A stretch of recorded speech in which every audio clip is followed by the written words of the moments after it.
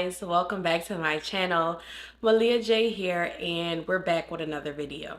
Now, I hope you guys really enjoyed my last video that I did drop last week. I am feeling better. I am in a better headspace. I am learning new things, and life is going well.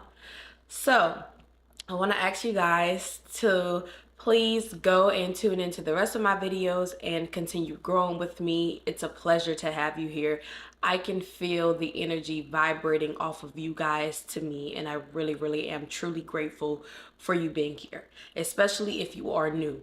Welcome. You're gonna love it here. So today we're going to be talking about being alone while sipping on some nice tea. So first, let me take a sip because this is about to be good. So, I just want to start off by saying that I made this video today for my people who are homebodies, for my people who don't have a lot of friends, maybe 2 or 3 or none at all, for my people who are not used to going out partying and or maybe not even living on a college campus or going to college at all. So you don't really have a lot of human connections, especially if you work from home. This is who this is for. The people that are focused on work, school, or work and self-development and overall just to themselves, but you want another human connection. But before we can even do all of those things, we need to know how to find comfort within ourselves, to be comfortable within ourselves. And if you are a person that is already comfortable within yourself, then maybe there's still more for you to learn, because there's always more for you to learn in this world. Constant, infinite knowledge. So I want to first start off by saying that as humans, we do love connections. Not presence, but connections. It does not matter if you are a person who is totally in love with yourself, totally, completely, honestly, and truly fine with being alone. After some time, whether it's months, years, or days, you begin to want to have another human connection. It is natural to feel alone at times, to feel lonely, even if you are your most centered self or if you are your most self-loved self. That is normal. But I want to say this. Presence does not equal not feeling alone. Presence does not equal connection.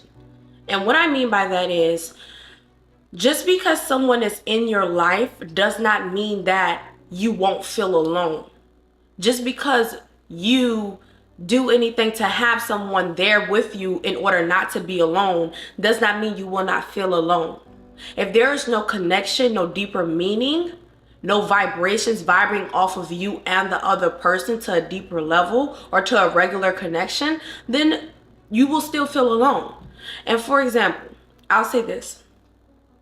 There have been times in my life where I have been in a room full of people and I still felt alone.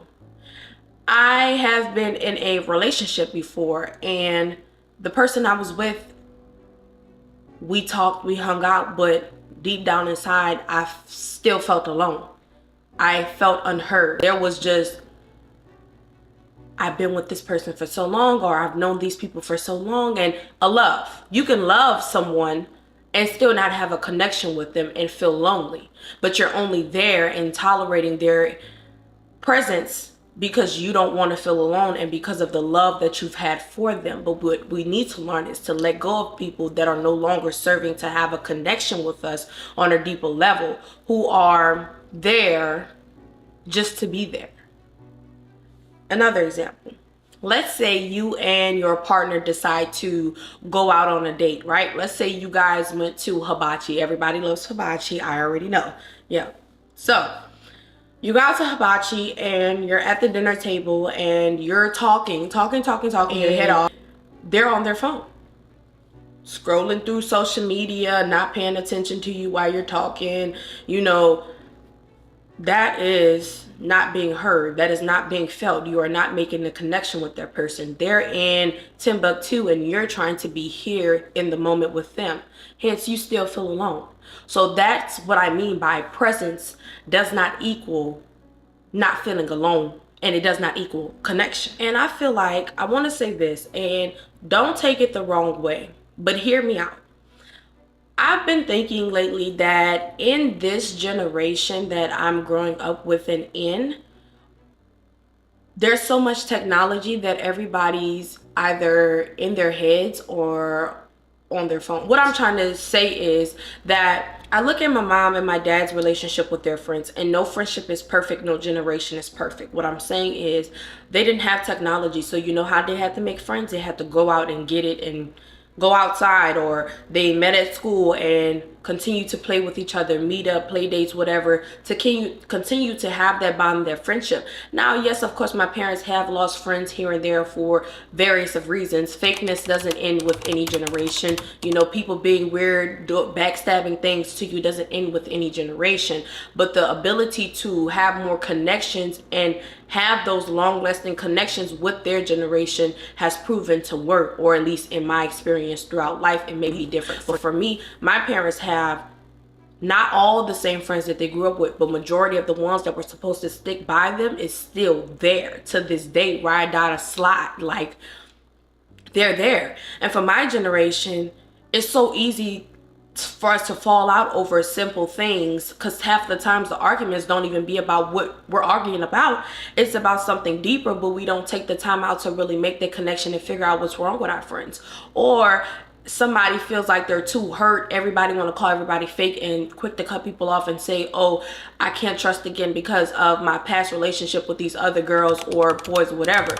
But no past relationship, whether it's friends or relationship, and I'm gonna say this always, should ever make you feel like you can't trust or give another person a chance, being that the fact that you're supposed to just take the lesson that you learned from those past relationships and friendships and take it into the new one. So work smarter, be smarter in the new friendship or relationship, but never ever ever hold that past shit against a new relationship or friendship. That person didn't do anything to you, so they should be given a chance. But instead, what we do is close ourselves off to the opportunity of making deeper connections. You never know where a connection with another person may take you in life. So don't take your pain out on other people. Still be open. But for my generation, I feel like we aren't. The only way to make friends lately that I see, and some of you may agree with me, some may not, like I said, we all have our own opinions, but it just feels like unless you're going to parties or you're in college and you're able to be on campus and actually make friends, it's really hard to make a connection with other people and keep that connection. But at the same time, technology has made it easier for us to create friendships with other people, being that it's at the click of a finger. I can comment or text somebody something that I relate to them about, or talk to them. It's just easy. Even though it's easier, sometimes I feel like the connection doesn't last because life's going on. Like you're probably in Alaska and I'm in Texas, and I text you, we make a connection, but after a week or so of not talking online because we have our own life stuff going on, the connection disappears and that opportunity for a friendship to be made is gone. But versus you being in person is just on a different level, but that still could just be my opinion. So you put yourself out there and you make friends how you want to make friends and learn to make friends.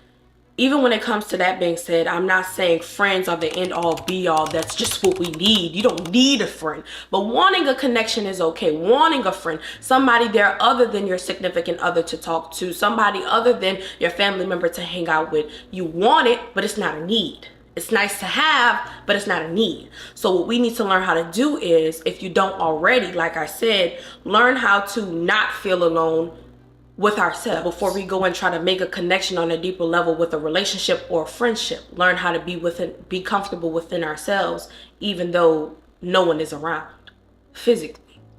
Let's talk about our environments aid us by being a nurturing place. And I do want to say that they give us energy. They give us high vibrational feelings. It is a place where you should feel comfortable with being yourself, being you.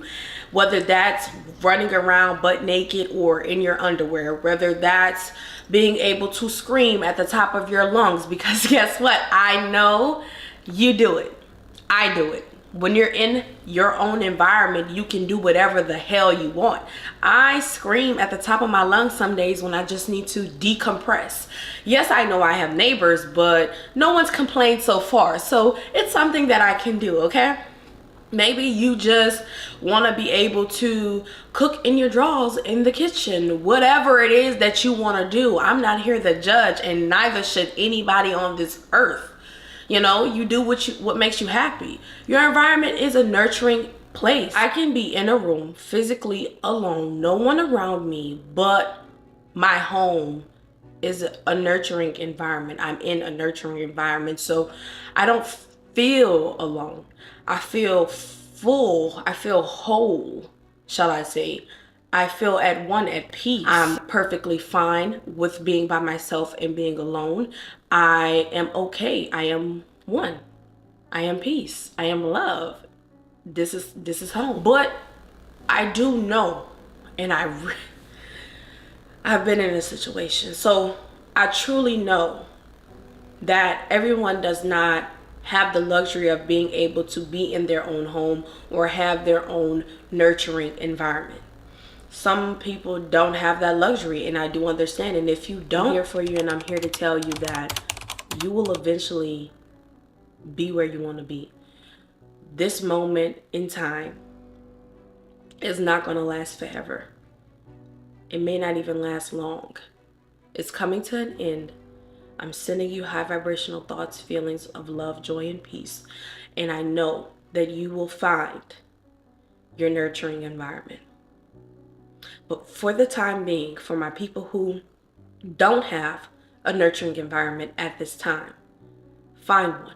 Whether that's in the corner at the park and outside, and you feel at one, you feel to be yourself because no one's around and it's just you and the grass and the trees and the bugs, that's fine. If it's another friend's house where you feel at one, to be yourself, to be whole, to be nurtured, make that place your place.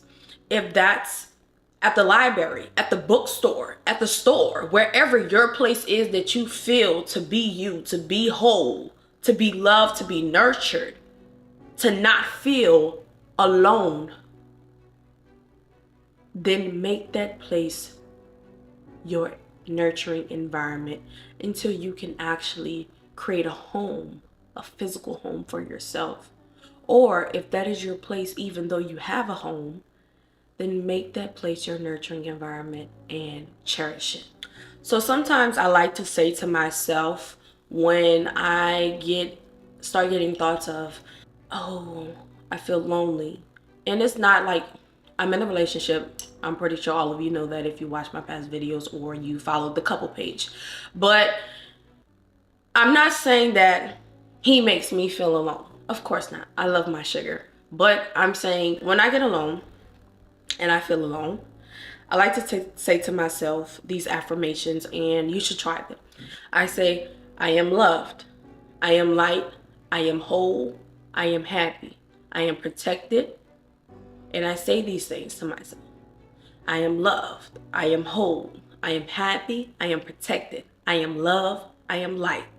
Say these things repeatedly to yourself till it's not a question of if you are those things. It's not a question of when will you receive those things. You are those things. I like to say that when you are alone is where you find the most progress, because that is your time to really cherish yourself, to progress yourself. It's no distractions. It's just you. So being alone creates an opportunity to take yourself to a higher level of consciousness, to a higher level of being, to a better you. No one around, just you. This is the opportunity for you to just be at peace, to meditate, to read a book that you've always been waiting and wanting to read, to practice self-love, to practice self-development, to learn a new skill, to gain more knowledge on something you're interested in being knowledgeable about, to content create, to nurture you, to better you. There is no better time than being alone to better yourself. Less distractions, less noise, less other people's thoughts, comments, none of that, just you. So use that time wisely. Cherish that time with yourself. Don't focus on not physically having anyone there. Focus on what you can be doing to better yourself, or what you can be doing to elevate your feelings of high vibration, to elevate your feelings of happiness, of love, of wholeness. That's what you should focus on. You feel lonely, find something that makes you feel whole. You feel lonely, say your affirmations. You feel lonely, reassure yourself that you are not alone. You feel lonely, maybe you need to rearrange your home to make you feel wholeness again, to make you feel loved, because you are. Whether you want to realize that or not, you define loneliness. You define your emotions. You define how you feel. You. Make the best of it.